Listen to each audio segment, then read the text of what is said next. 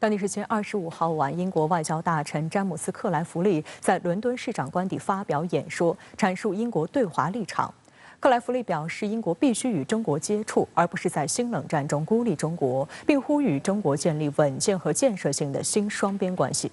英国此前声称中英黄金时代已经结束，现在又自己出来打圆场，葫芦里卖的是什么药？克莱弗利在25号晚的演讲中表示，想用简单的说法来界定中英关系是不可能的，也是不明智的。We must face the inescapable reality that no significant global problem, from climate change to pandemic prevention, from economic instability to nuclear proliferation, can be solved without China. To give up on dialogue with China would be to give up on addressing humanity's greatest problems. 克莱弗利表示，他不认为国际事态的发展有所谓的必然性，因此他不认同中国与美国及西方的冲突是无可避免的。中美并不一定要陷入修昔底德陷阱中，各方都应承担起应负的责任。For me to declare some kind of new Cold War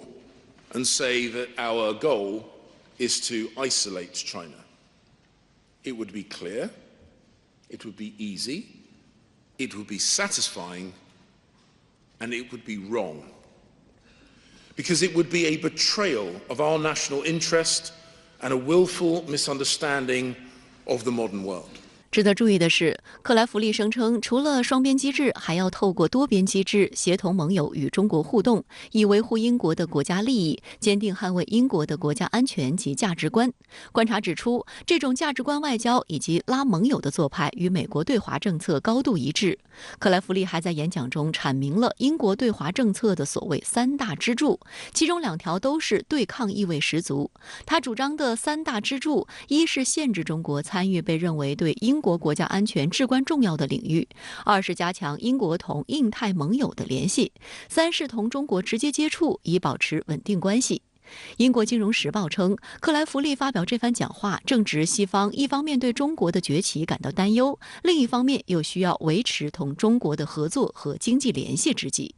有英国媒体认为，克莱弗利的对华政策表态会得罪鹰派，指克莱弗利是鸽派，并认为他是要为英国对过去一段时间涉华激进路线的纠偏，是想重回英国平衡外交传统的表现。但英国政府的对华态度还远远谈不上转向。虽然克莱弗利一面在演说中称自己不认为新冷战是个好主意，但另一方面，他的字里行间却依然充斥着充满冷战思维的陈词滥调。更值得警惕的是，克莱弗利还拿台湾、香港、新疆问题等中国内政说事。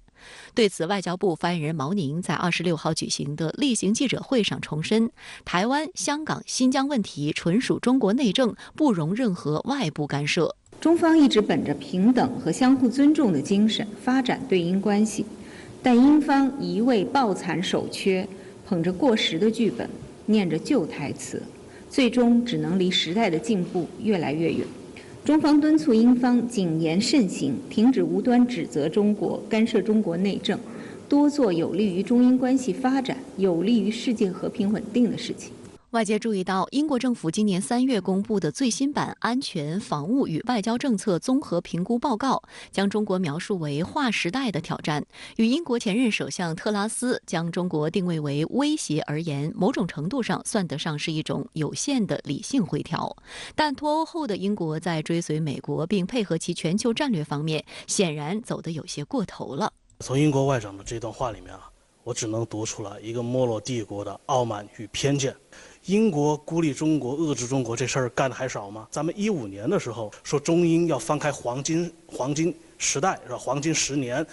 是谁自食其言？是英国对中国的政策产生了大幅的改变。前几年跟着这特朗普，现在和拜登在一起，各种全球的产业链也好，供应链也好，但是他得到了什么？路透社注意到，过去半年，德国、西班牙和法国等欧洲国家领导人先后访问中国，但英国高层却罕见缺席。英国卫报注意到，英国对此也感到焦虑。例如，4月18号，克莱弗利在参加日本7国集团外长峰会后，就对媒体放话称，鉴于目前中国在国际事务中的影响力，英国应当定期与中国进行密切接触。观察指出，这显然是受到了该国首相苏纳克的指示，而故意在中国的家门口对中国隔空喊话。实际上，欧洲主要国家和欧盟主要领导人近期访华，都促进了双边关系的发展。中国与欧洲之间的理解和合作都在加深。值得注意的是，25号，德国交通与数字化部一名发言人表示，德国的5G 网络等数字化基础设施的扩建，不会事先就排除特定制造商。外界认为，这是德国政府自今年3月初做出审查中国5G 零部件的决定后的政策回调。实际上，近期访华的法国总统马克龙与中国签署的联合声明中也涉及了电信合作，这一领域的合作长期受到美国的高压，因而被视为中欧关系的晴雨表。德国的政策呢，可能是出现了有一个就是务实的转向，但是这个转向，第一，力度有多大？第二，能够维持多久？我们真的只能是听其言，观其行。我们当然是乐见其成，希望德国的企业界和政府能够拿出切实的务实的态度，尤其是行为来和中国相向而行。总而言之，不希望把这些商业问题技术问题把它政治化、武器化，这样的结果只能是既伤害德国又伤害中国，同时有利于第三方。根据德国4大机构，包括贝塔斯曼基金会、德国经济研究所、莫卡托中国研究中心以及德国工业联合会本月20号公布的一项联合调查显示，2017到2021年，德国企业在华投资每年流回德国的利润为70到110亿欧元。从这一数字看，从中国回流德国的利润占到12%到16%，德国对华投资的回报很高。好，相关话题马上来连线特约评论员孙兴杰，孙先生好。英国外交大臣周三在最新演讲中表示，要发展务实的对华关系，强调不能孤立中国打新冷战。那您对此怎么看？首先，克莱弗利的演讲应该在很大程度上体现了英国对外政策的方向，其中他大篇幅地谈到了中国，尤其是强调孤立中国或者说新冷战是错误的。英国的表态意味着未来可能不会对美国亦步亦趋，与美国现在对华围堵的政策拉开一定的距离。英国脱欧之后，对外政策呢与美国保持一致，尤其是在亚太地区的介入也是越来越深、越来越多。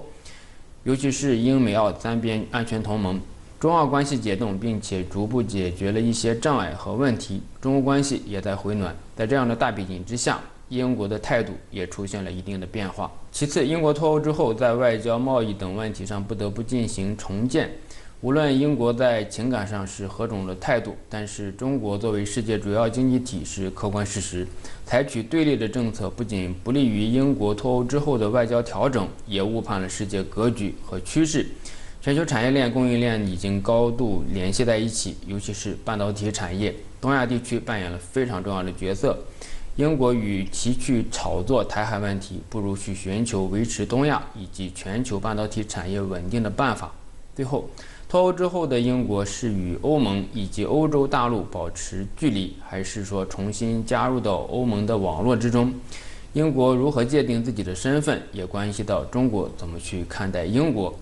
是将英国视为欧洲的一员，作为对欧外交的一环，还是说英国是美国主导的体系的一员？英国在寻找身份的过程，也是中英关系不断调试的一个过程。近来多位欧洲国家领导人访华，中欧关系呈现出回暖态势。那您怎么看这一轮中欧的密集互动呢？中国外交在今年以来按下了快进键，吹响了集结号。中欧之间的外交互动是非常亮眼的一个领域。欧洲主要大国领导人以及欧盟的领导人先后来访。中国驻欧盟大使在最近的访谈中也提到，中欧之间的合作也是无上限的。也有媒体披露，德国总理舒尔茨将邀请中国国务院总理李强访问德国，这是中德政府间磋商机制之下的重要的外交活动。整体来说，中欧关系在疫情和俄乌冲突之后出现了积极和回暖的态势，这也是新征程中国外交的新气象。首先，中欧关系经历了一段比较困难的时期，现在开始走出来，逐渐回到一个比较正常的状态。其次，欧盟对华经贸合作的态度更加的务实，从过度的安全化逐渐转向风险管控。拜登上台之后，在美国的压力和裹挟之下，尤其是疫情和地缘政治冲突的背景之下，贸易、投资、产业链、供应链议题被急剧的安全化，尤其是半导体产业越来越被当作是安全的议题。脱钩论呢也是甚嚣尘上。美国在去年推出了通胀削减法案，欧盟也从经济议题安全化的气氛中清醒了不少。美国进行的经济安全动员，本质上还是为了美国自身的利益，而不是对欧盟的安全。最后，中欧之间的合作不仅需要经贸这一压舱石，还需要建立更多的舱。这样的话，经贸合作就能够按照市场的逻辑进一步推进，而不至于受到其他议题的影响。中欧之间已经建立了多层次的沟通磋商的机制，未来可以进一步充实内容，增强这些机制的自主性和内在的动力。好，谢谢孙兴杰先生在线和我们分享您的观点，谢谢。26号召开的国台办例行新闻发布会上，台湾地区犯罪嫌疑人杨志渊涉嫌分裂国家罪一案受到两岸记者们的高度关注。发言人朱凤莲强调，国家司法机关依法追究台独分裂分子刑事责任，进一步敲响严惩台独分裂势力的警钟。任何以身试法者都难逃国家法律的制裁。台湾旺报披露，杨志渊于2022年1月从厦门入境大陆。去年8月，浙江省温州市国家安全局依法对长期从事台独分裂活动、涉嫌危害国家安全的犯罪嫌疑人杨志渊实施刑事拘传审查。当时，国台办发言人马晓光曾回应称，这充分说明，凡是以身试法的台独顽固分子，都逃脱不了国家法律的严惩。今年4月25号，最高人民检察院公布了该案进展，显示案件由浙江省温州市国家安全局侦查终结，移送温州市检察院审查起诉。26号，国台办发言人朱凤莲介绍称，该案件正在进一步办理中。国家司法机关依法追究台独分裂分子刑事责任，是进一步敲响严惩台独分裂势力的警钟。任何以身试法者都难逃国家法律的制裁。针对台陆委会声称杨志渊无罪，应尽快释放回台，朱凤莲强调，有关部门严格依法办案，充分保障犯罪嫌疑人各项合法权利。杨志渊是台湾台中人，是一名90后，出生于1990年1月。但他16岁就读中学时期起就开始从事台独分裂活动。2008年，民进党相中杨志渊，对他重点培植，任命他为民进党台中市党部青年会会长。从此，杨志渊受到鼓动，自甘堕落，逐渐成为台独势力重要成员，鼓吹反对两岸交流。2011年，21岁的杨志渊堕入极独阵营，参与组建台湾民族党，策划实施一系列台独分裂活动，并推动所谓的公投建国。2019年，杨志渊出任该党副主席、代理主席，越发变本加厉推进台独宣传，深得陈水扁赏识。更为恶劣的是，香港修例风波期间，杨志渊高调串联台独势力，为港独分子站台，鼓动多独合流，挑衅国家主权和领土完整。根据反分裂国家法和中华人民共和国国家安全法，中国的主权和领土完整不容分割，任何组织和个人不履行法定义务或者从事危害国家安全活动的，将依法追究其法律责任。中华人民共和国刑法第1章103条第1款指出，只要是组织、策划、实施分裂国家、破坏国家统一，即构成分裂国家罪。103条的第2款规定，只要是煽动分裂国家、破坏国家统一，即构成煽动分裂国家罪。刑法还规定，如果是勾结境外的机构组织或个人来实施这2类犯罪，要从重处罚。实际上，对叛国罪、分裂国家的行径予以严惩，是世界各国法律的通行做法。必须强调的是，大陆依据相关法律进行相应执法，针对的是有具体违法犯罪行为的台独分裂分子，与广大拥护祖国统一的台胞没有关系。杨志渊是首个被大陆以涉嫌分裂国家罪依法检控的台独分子。观察指出，这起案件对台独分子，尤其是台独顽固分子造成巨大震慑力，但仍有人以身试法。近日有岛内媒体报道称，笔名复查真名李延鹤的台湾八旗文化出版社总编辑在上海被捕。在26号的国台办记者会上，发言人回应了相关消息。李延鹤因涉嫌从事危害国家安全的活动，正在接受国家安全机关的调查。有关方面呢，将依法保障其各项合法权益。李延鹤是出生在辽宁的满族人，博士毕业于华东师范大学，曾任上海文艺出版社副社长。与台籍太太结婚后，李延鹤于2009年依亲搬到台湾定居，目前仍具有大陆户籍。有岛内媒体报道称，他今年3月返回大陆，除了祭祖，还打算注销大陆户籍。至于他为何涉案，据悉，李延鹤到台湾后重操旧业，加入了岛内出版业，并成立八旗文化出版社。这家出版社以长期出版污蔑、抹黑大陆的图书为主要业务，严重危害国家安全。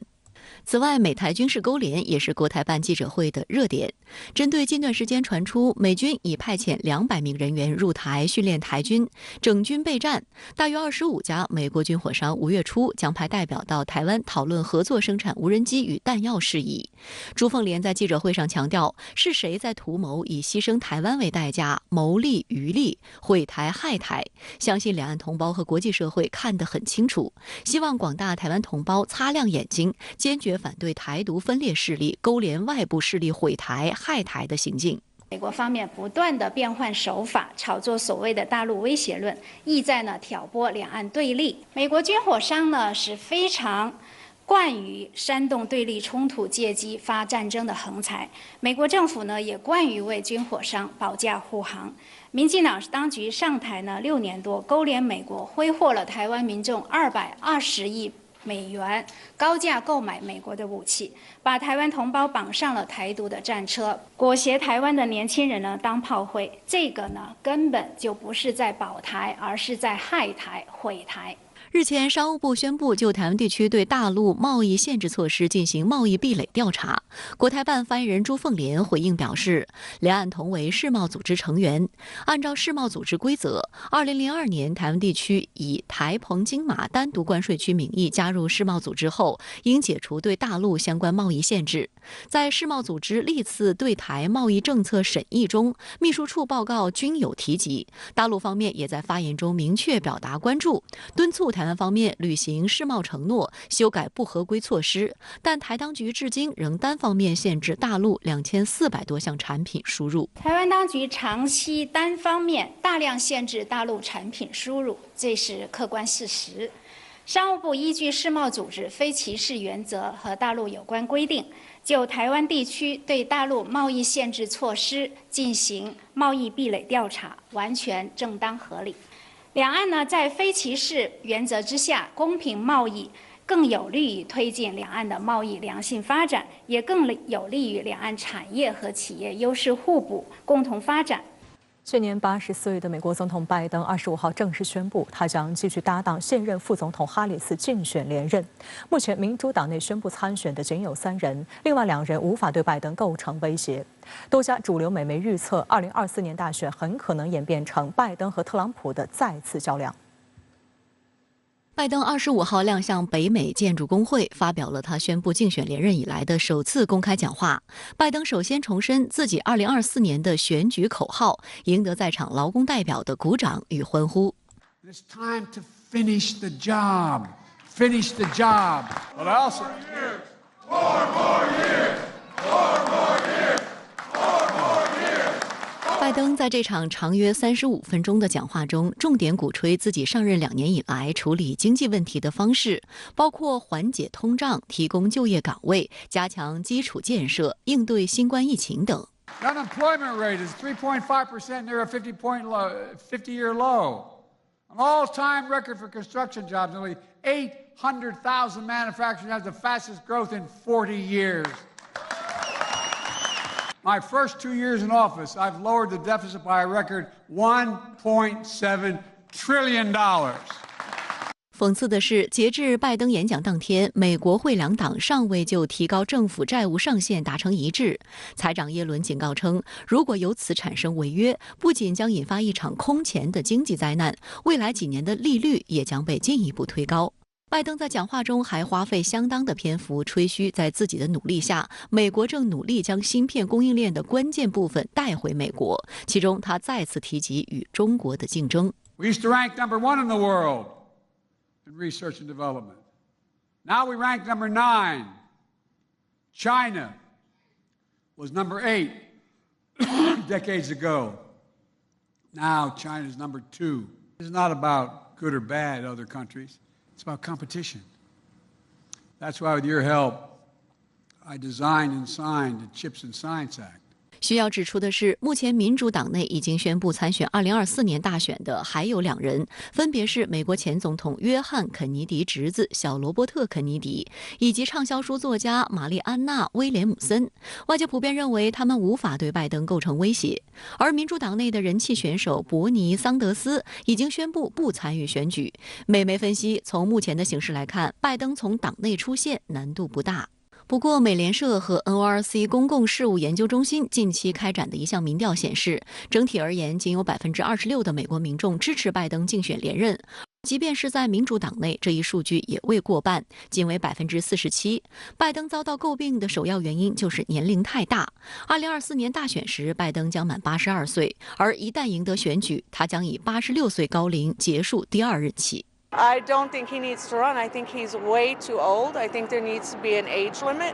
Speaking for like a lot of folks like in my generation, I feel like President Biden doesn't really like speak to a lot of the issues that like we care about the most. I like wish that there was like a more progressive candidate that would like come forward. He's a little old, and if I can't join the army at 58, I don't think he should run the country at 80. And how old will he be? Quite frankly, I voted for him 4 years ago, and with the election being about 18 months away, I'd say I don't know who I'm going to vote for at his age, and it's a little bit concerning, I would say. 拜登政府在应对通胀的问题上，并没有实现这个真正意义上突破。另外呢，就是民众呢也普遍比较担心，接下来1-2年美国经济是否陷入衰退。尤其最近这段时间，我们注意到美国多家银行接连遇到这个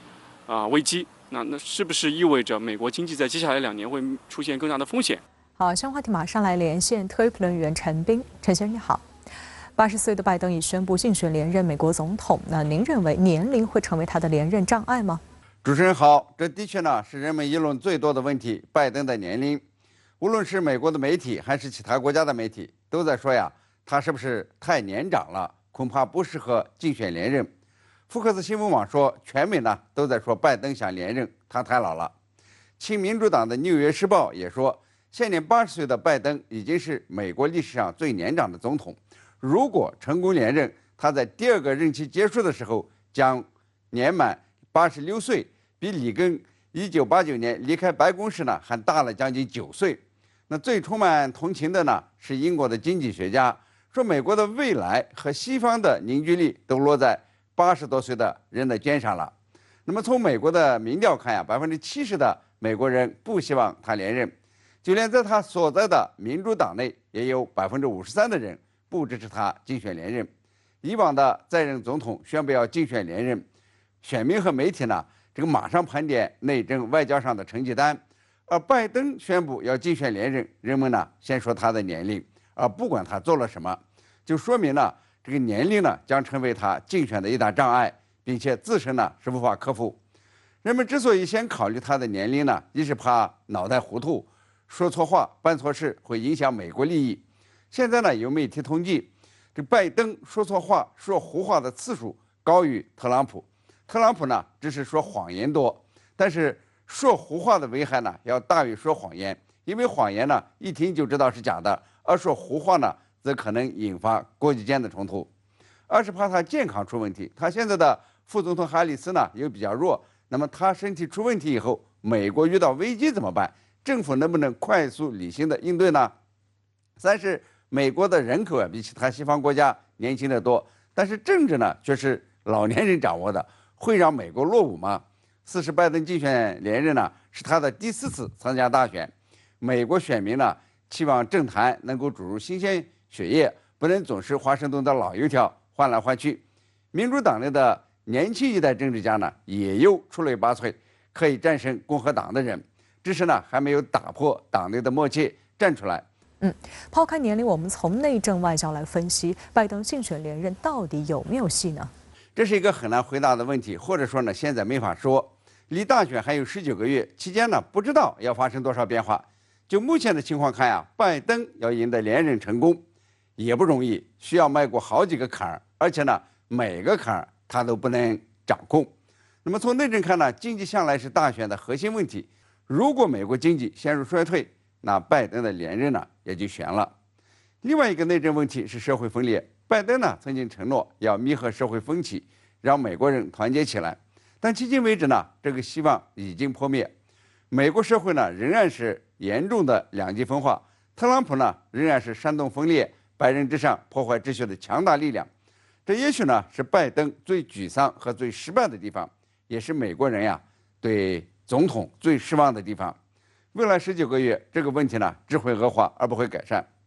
那么从外交上看呢，拜登一手操持了援乌抗俄，但是俄乌军事冲突呢持续1年时间以后，这个乌克兰呀并没有胜算的迹象。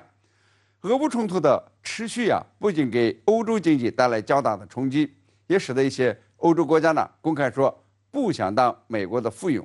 而且呀发生核危机的几率在上升。无论是民用核电站还是战术核导弹、贫铀弹，一直呢在新闻报道中出现，增加了美国选民的不安。这个停止援助乌克兰已经成为华盛顿政坛的热门话题。如果呀美国在乌克兰危机中处理失当，出现像阿富汗撤退一样的尴尬，那么拜登呢将遭遇重大的打击。外交上的另外一个失误是没能处理好与中国的关系，把世界上最重要的中美关系推向不确定状态。这不仅把台海推向世界最危险的地方，也通过技术出口限制以及拉帮结派呢，打断了全球产业链供应链，让其他国家包括美国的盟友无所适从。如果未来19个月中美关系不能得到改善，那他的外交成绩单呢就是很不及格。可以说从内政和外交两方面来讲的话，他要赢得连任还是比较困难的。好，谢谢陈斌先生在线和我们分享您的观点，谢谢。美菲近30年来规模最大的肩并肩2023联合军演从4月11号拉开帷幕，目前已经进入尾声。在美国不断调整印太地区军事态势，不断拉拢地区盟友执行所谓一体化威慑战略的背景下，本次肩并肩军演被指有着非常强的目的性，其中演练的众多新内容更值得区域国家高度警惕。4月26号，外交部发言人毛宁在例行记者会上就美菲肩并肩军演表达了中方的立场。中方一贯认为，国家间的防务安全合作应当有利于维护地区的和平稳定，不应当加剧紧张局势，不应当破坏地区国家间的互信，更不应当针对任何第三方。值得注意的是，以往美菲肩并肩军演内容大多以两栖登陆、联合反恐等为主，而今年首次设立海上实弹射击环节，包括爱国者导弹、海马斯高机动火箭炮系统的实弹训练，在西菲律宾海击沉一艘模拟敌舰的靶舰。演习的地点因为涉临到南海，也就涉临到这个中菲南海争议的这个疆域。今天的演习当然也是非常有针对性的。26号，沉船火力实射在3苗里士海域靠近中国黄岩岛的位置展开。被选为靶舰的是一艘老旧扫雷巡逻舰，原为1948年由美国海军赠送给菲律宾海军的米格尔·马尔瓦尔级护卫舰，标准排水量650吨，已于2021年退役。演习中，由部署在夏威夷的美海军陆战队第3滨海作战团在岸上动用了海马斯攻击模拟靶舰。根据此前的报道，美军应该还使用了可在多个平台上发射的海军打击导弹。海军打击导弹是美国雷神公司从挪威康斯堡公司引进的新型反舰导弹，最大飞行速度0.95马赫，射程180到200公里。对于 NSM 这种目前来说比较先进的反舰导弹来说的话，它是拥有打击海上机动目标的这样一个能力，而且这款导弹本身也有一定的隐身性能。总体技术水平来说，在目前同类的反舰导弹之中，算是比较不错的。分析指出，这实际上是一个远程制海的科目，显然是针对南海和台海的一些情况而设计的。通常美军只会在环太平洋这类大规模联合军演中设置沉船火力实射科目。在去年的环太演习中，美海军退役护卫舰佩里级戴维斯号就在美国海军与澳大利亚、加拿大和马来西亚海军的一连串导弹攻击下，沉没在夏威夷爱岛以北92公里处4500米深的海底。如今这一科目已经扩展到美菲肩并肩，也表明美军对这一军演的重视程度逐渐上升。在与菲律宾的联合演习中来进行这种反舰作战的这样一个演习内容，很明显来教菲律宾怎样进行这种反舰作战，来使得菲律宾的军队拥有一定的这种岸对舰的这样一种反舰能力。在中菲关系因菲律宾的举动走向紧张之际，4月21号到23号，中国国务委员兼外交部长秦刚应邀访问菲律宾。期间，菲律宾总统马克思在会见秦刚时承诺，台湾问题是中国内政，菲方将一如既往恪守一个中国政策，菲方将坚持独立自主，不选边站队，愿深化菲中友好，扩大合作，加强沟通。按计划，马克思将于本月30号启程访美，并在5月1号与美国总统拜登会面。马克思透露，他将与拜登讨论包括军事协议在内的菲美协议。菲律宾星报报道指出，马克思访美将重申马尼拉和华盛顿之间的特殊关系。马克思表示，要调整的军事协议是菲美两国1951年签署的共同防御条约。因为菲律宾在南海、台海以及朝鲜所面对的局势发生了变化。另据路透社报道，马克思表示，他将和拜登应该讨论菲美同盟到底需要什么，以及如何管理与中国的紧张关系。小马可西他所说的就是要与所有的国家不为敌，都要做朋友。但是就目前的这个发展来看，小马可西跟菲律宾当局无疑是把重心压在仅靠着美国为首的这个西方力量，跟随着这个域外大国来加强他的在这个区域的角色。菲律宾资深媒体人黄栋兴认为，与美国走得太近，既不符合菲律宾的利益，也不符合整个亚太的和平发展。希望小马可西能够听见一些理智的声音，悬崖勒马，做出一些理性的决断，在中美博弈的这个大局里面，能够拿捏好分寸，不要成为历史的罪人。